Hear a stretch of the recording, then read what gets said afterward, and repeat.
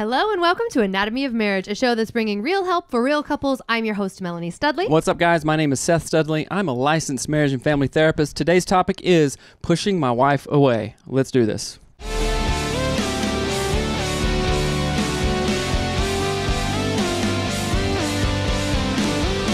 Hey, nice new intro there. I like it. Thanks. Why'd you do that? I also have a new slogan that is, we want for your marriage, you listeners, you with the shoulders, what we want for our marriage. That's right. So how can we literally go wrong with that, right? We want to have great relationships, great sex, a lot of money. We want to do what we enjoy. We want good parenting skills with our kids, all this stuff. We want for your marriage exactly what we want from ours. So how can you go wrong listening to us? You can't. That's a great slogan. So today's listener question was sent in by a listener, and it says, I said it wrong. It says, pushing away my wife. It says, good morning. I've been listening to your show for some time now, and I have to say it has been a blessing. Thank you. I am wondering if you could offer some insight. Right now, I feel that I am pushing my wife away. I have trust issues that I thought were resolved, but have reappeared. I know I'm pushing my wife away, and I would just like your input as to how to work to make things better and show her that I trust her. Oh, this is a good one. It is good. Yeah, thanks for the kind words. It's a blessing to be a blessing, right? And this is interesting because I have a couple thoughts about this question, and then yes, I'm going to pull a fast one on you. A couple of thoughts about how you may do this in our relationship and how I've done it as well. Cool. So right? Let's dive into that. Okay, so trust issues. First of all, awareness is curative, right? I'd much rather know if I was in the woods hiking, if there's a bear behind the tree, if I knew it was there, I would go and back up, go reverse, right? Oh, yeah, if you know it's there, you can prepare, right? I like that slogan. And if I don't know it's there, I'm going to just be walking up on it and get mauled or be scared and crap my pants. So I don't want to do that, right? So awareness is curative. So even you writing in is good. Keep on this growth mindset path. Good job. So let's talk about the trust issues. Was there infidelity? Was she flirting around with some other dude, texting or whatever? Was it, financial trust issues? What was it? Or has it literally nothing to do with your wife? Has it nothing to do? Does it have nothing to do with your wife and is from a past relationship or a family of origin issue? Family of origins. Yeah, right? I think unfortunately there's a lot of not information in this question here, but it is a very important question. Anti-information. And I think where I would start is, yes, let's figure out, let's do like in shows, what is it, where they have like a tack over here and then a tack over here and they take a red string and they like Sherlock Holmes, and they go, oh, he was spotted at Bleecker Street. Going on, yeah, there's some real thinking going on. There's violin music. Oh yeah. It's like that. Like I would love for you to figure out, what are your trust issues surrounding? Are they a parental thing, family of origin, like we talked about? Is it something that happened when you were 10? Is it something that happened when you were 25 from an ex or something? Let's figure out where they start. That's the first thing that I would say.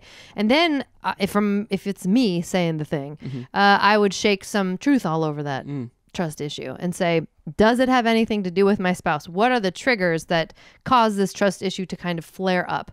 That could be your spouse texting, or I don't know. What are some triggers that you can think of? Talking to another man, texting, being on their computer or cold, phone. or like not having time to snuggle or hang out or whatever, right? But this also, so I'm going to take a therapist's point of view. Or I guess I'm not finishing my thoughts.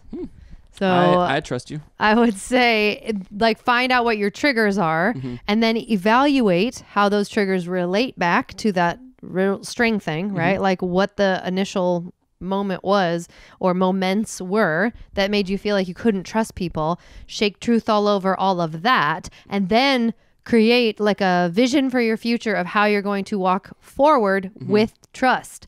What does it look like to trust your spouse? What does it look like to not push her away? That's the way that I look at it, but go ahead. Then I would ask this question. What does it look like to push her away? It says, I know I am pushing my wife away and I would like your input so how I can work to make things better and show her that I trust her. So trust, it's not like, okay, I'm going to trust you. I mean, well, part of it is, but there's also tangible links to go back, hey, wife, what time are you going to be home today? Right. Oh, 5 o'clock. She comes home at 5 or earlier. Oh, okay. That I can check off that trust mark, right? Oh, you're going to milk from the grocery store, or you're going to plan this thing or do this thing or whatever. Okay, those are all bricks in the trust wall. Right? So shaking some truth on it, you can literally piece those out. And if I had time and I really thought about it, I could go, I trust Melanie because she does this, and this. You say what you're going to do. I mean, you do what you're going to say, right? Same thing with me. It's like, okay, you're going to be home at 5. He is either going to call and say, hey, traffic sucks. I'm not going to be home at 5, or just be home early. Hey, I'm home. Kind of thing. Building trust. From a therapist point of view, I would go, all right, let's look at attachment styles here, because there's avoidance, there's several, or secure attachment. There's several different attachment styles. So this might be something from your childhood. Oh, I push my wife away because I have an avoidant attachment, because every time I lean into something and get emotionally vulnerable, physically vulnerable, spiritually vulnerable, I kind of get screwed over, and I'm like, wow, that hurt, right? And, so these patterns go on and on and on, which really stem from childhood. Your attachment styles get created in those early developmental years as a kid, right? And that has definitely come up in our relationship. Oh, avoidant, or there's insecure, stuff like that. There's secure attachment. There's avoidant attachment. There's insecure. There's a couple other ones too that aren't as prevalent. Gosh. So I would look into that. Right. A great book on that is, I think it's called just Attachment by Amir Levine, which is Avril Lavigne wrote a book. She did. It's in Canadian though, so it's kind of hard to read. You're so weird. I know. That's funny. But I like how I say you're weird when I just said Avril Lavigne wrote a book. And I go, you're weird for saying it's in Canadian. It's kind of the vibe that we understand one another with. So can I comment on that really quick, though, the attachment part? Sure. Because I think people don't realize that sometimes they go, oh, well, this is an attachment in a romantic relationship that's struggling, so I'm not trusting my spouse. And then they go, when did I learn this? And they might try to go look at another romantic relationship.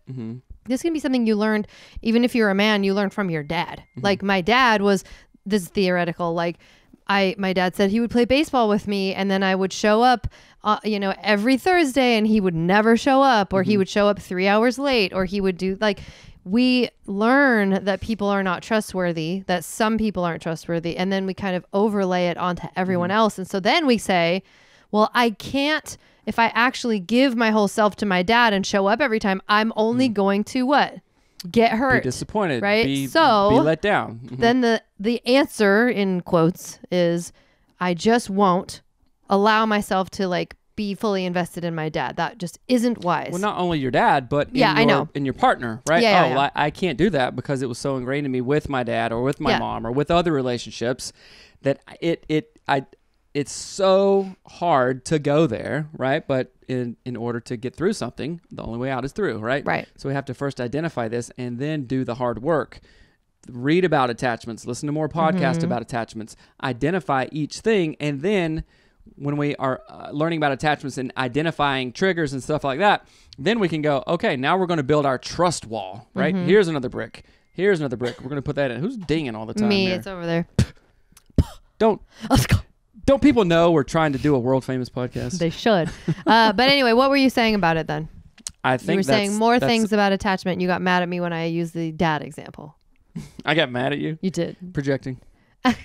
Well, okay. So back to all the ways that we deal with this. So how do you say at the end, how can I work to make things better and show her that I trust her? First, you have to do that for yourself.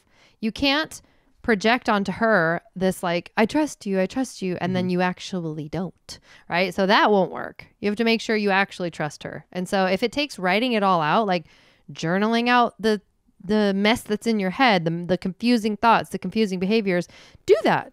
Take it out of your head. There's a book called Cleaning Up Your Mental Mess by Dr. Caroline Leaf. And it made me think of that. But get the stuff out of your head that is not helpful to you and replace it with things that are. So even if right now you kind of don't feel trusting of her, if that is a vibe that's there, figure out how you want to be. Like I said earlier, create a vision of what does let's give this guy a name. Pablo. How does Pablo wants to trust Andrea? And maybe Andrea's totally fine. Pablo's dad was not good to him or whatever. And so Pablo does not know what it's like to be a trusting person in a relationship. It Right. just doesn't have that, didn't have that or what is it? Not mirrored, modeled when he was younger. Doesn't know how to do it. His parents didn't do that. So he needs to see what is the most healthy version of Pablo that trusts Andrea, and then imagine it in his Pabloian mind. It's going to Pablo your mind. So visualize it. Yes. What would it look like for me today? You can do... the person of Pablo. Right. The power of visualization is amazing. And I find it most helpful to do it in the morning because then your day flows out from that. So Pablo would say to himself, Pablo says to himself, I see myself trusting Andrea today. Right? I'm not going to go looking for things because what we look for, oftentimes we find. Yep. Right? And, well, you can go looking for things, but look for the trustworthy things. Look the for why you positive trust things. her, yeah. Right. Look at why she is an asset to you and to your life, and if you have kids, your overall family. Right. So visualize you trusting your wife in this. Right? Pablo, right. And then, Pablo, visualize you doing something different when you feel like pushing her away, right? Maybe it's physically. Maybe you're pushing her away physically. Oh, she's too needy or this or that. So don't touch me, all this stuff. Like, oh, wait a minute. That's a form of me pushing her away. Let me think about that for a minute with my frontal lobe, my frontal cortex. use them lobes. And go, okay, let me think about this. Why am I doing that? So earlier I did my visualization so I can trust her in this. Right? And we're linking these things up. We're stacking, right? Let's make a power stack, a marriage power stack. So after the visualization, then you're thinking, okay, I can trust her here. And then this is why, this is what I want to do, what my brains have ruts in. This is what I'm used to doing. We go to what we know, but I'm not going to do that this time, Pablo. The literal the power of using your own name in this is, I just listened to a podcast on it this morning about using your name in the first person. Like, Seth, you can do this. Seth, I see you doing this. The person of Seth. The person of Seth, right. And do that and go, okay. And then talk about it. Hey, I am working on not pushing you away. Pablo, I'm working on not pushing you, Andrea, away. Now she's French. Andrea. Right. Anyway, I think I lost my brain just a minute there. I am working on not pushing you away because I want to be close to you, right? And I've identified that it's the attachment style that I got from my dad, right. When I was 10, 12, 13 years old. And I'm not going to do that with you. I'm not going to perpetuate that. And now, remember stacking? Okay, now you're going to do pigs. So your intention today, prayer, intention, goals, gratitude, service, is, hey, I intend not to push you away. Yeah. And if those feelings come up, I'm going to talk to you about it. And then my goal is to be a different kick-ass husband. Right. And what's interesting too is you said, I'm going to have those feelings. I'm going to talk to you about it. You can also talk to your feelings about it. Tell your feelings to go take a hike. These are not the Pabloic feelings that we want. Positive Pabloic feelings. We just are done with these negative. I don't know.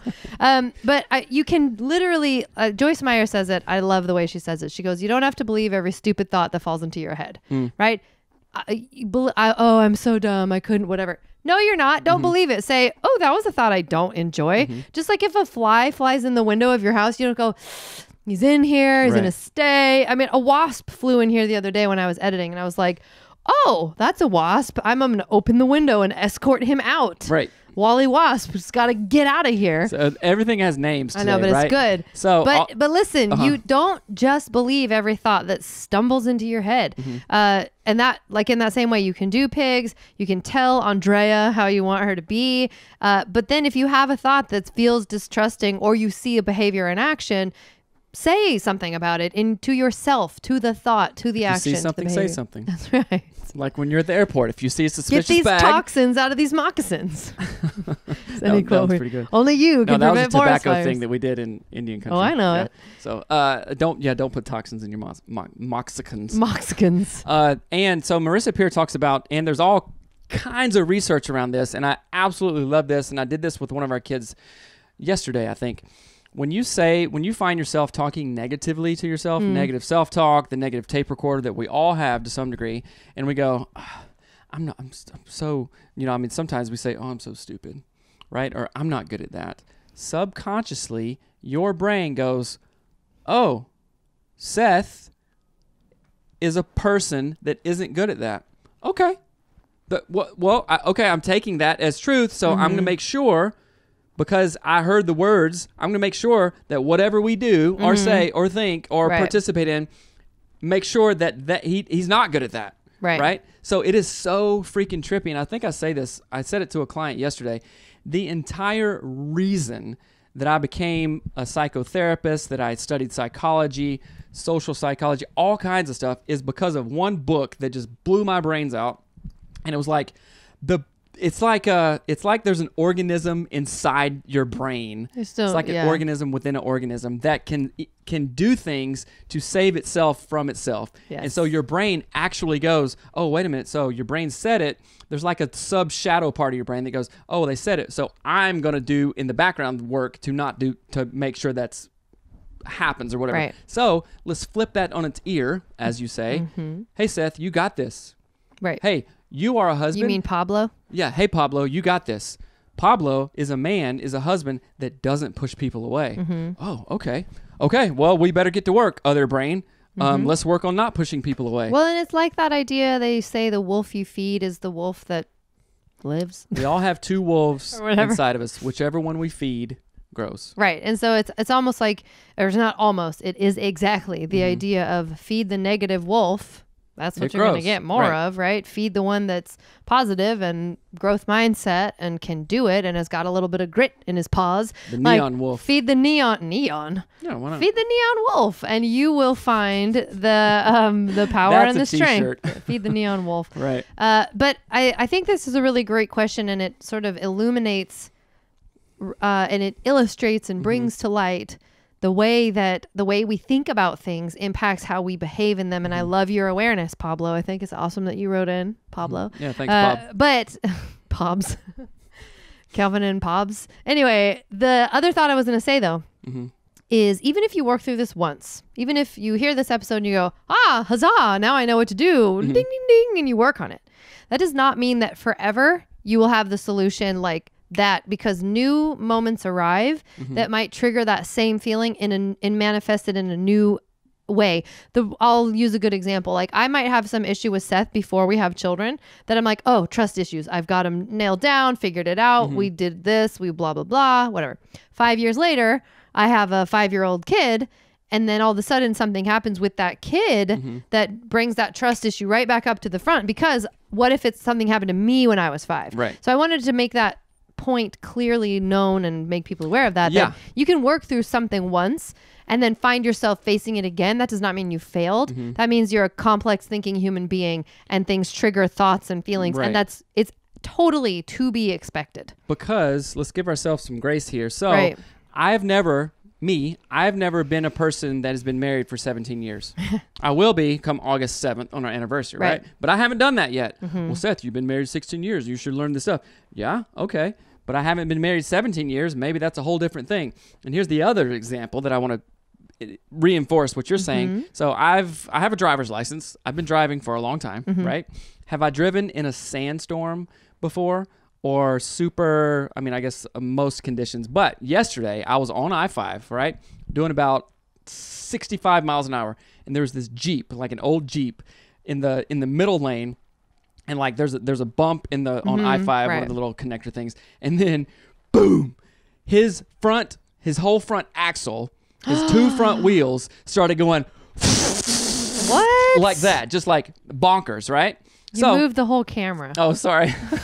So that guy probably had a driver's license for, I don't know, at least 20 years. Has that ever happened to him? Oh my gosh, that's terrifying. I know. I thought, okay, well, I'm going to see a massive crash here. And I got over and he put the brakes on and slowed down. But it was crazy, right? Oh my gosh. But the point is, he's probably been driving for 20 years, probably commuted on I-5 a million times. Right. But did his whole rack and pinion on his front steering axle blow up? Rack and pinion. That's what it's called. It's like that sounds like a posh coffee bar in Nashville, Rack and Pinion, where everyone has like a waxed mustache and a waxed canvas. Nash Vegas, you mean? Nash Vegas, Rack so and the point Pinion. is, okay, yeah, and I'd like a matcha, please. A matcha. This is a really good point, because so many people, I know we've had this argument before. It's like, what, we keep on doing this thing over and over and over. Well, this is the first time you've ever experienced your 986th day of marriage. Right. This is the first It's like you on our zero-turn mower yesterday. I had no idea a zero-turn mower would be the hardest thing to steer ever. They are, but you're getting the hang of it. My lady. respect for zero-turn mower users literally went from 0 to out of this world, because I'm like, I can't even think about doing that. Speaking of out of this world, so I hope this helps you, Pablo. Yes. Thank you for the words question. And go with it, right? Keep on doing the work also. So speaking of out of this world, hello, what's going on August 6th, Mel? I don't know. Tell me all about it, Seth. The Back to Basics Bootcamp, y'all. That's right. We are doing an all-day event. The first part is free. But if you're a VIP, come to the second part, which is at our house. In our backyard. In our backyard, hello, where we're going to get real, we're going to get dirty, we're going to get intensive for your marriage, and we're going to come out with a plan. They might if people want to cut the grass. So if you come to our event, again, it is August 6th in Maple Valley, Washington, literally across the street from our house. It is where we got married, you guys. The day after our event is our 17th wedding anniversary, which is just amazing. But anyway, the event itself, the first session is 4 topics long. Not how you say that sentence. We're going to cover family of origin, unspoken expectations, sex and intimacy with Dr. Tina Shermer Sellers in real life. And then we are going to do a vision planning. And then we're going to break for lunch. Y'all go do whatever. And if you get the VIP tickets, this is the thing in our backyard. We are going to go through everything we learned in the Back to Basics Bootcamp morning session and put it in your field manual for your marriage. And we're going to help you do that. There's limited access to the backyard stuff because y'all, our backyard's not that big. No, it's really big. But there is limited access because we want to give you personal one-on-one time. And it is going to be absolutely phenomenal. That's right. And then after we've been working on our marriage all day, doing some real good work, giving ourselves pats on the back because you guys are doing the work and you want a better marriage than what you have now. So do we. We're going to go have a huge party in downtown Seattle. We're going to hang out. We're going to play bocce ball. It's actually this really awesome, amazing German bar that we had our first Seattle AOM meetup at. People came from Canada, all over the place. It was awesome. But then that evening and night, into the night, we're going to hang out. We're going to drink, maybe some beverages. I don't know. We're going to eat some pretzels. We're going to have I ain't drinking anything if there's no Ramos Gin Fizz. Well, there might be. But anyway, you guys, August 6th, Back to Basics Bootcamp, right? Back to Basics Bootcamp, right across the street. It's a beautiful venue. We're going to blow up our Instagram on it. You guys don't miss it. It's going to be awesome. All right. We love you guys. Thank you for sending in the question. If you have a question to get answered on the show, go to hello@anatomyofmarriage.com and send that question in. But again, go get your tickets for the Back to Basics Bootcamp, August 6th. We love you and we'll talk to you later. All right. Bye.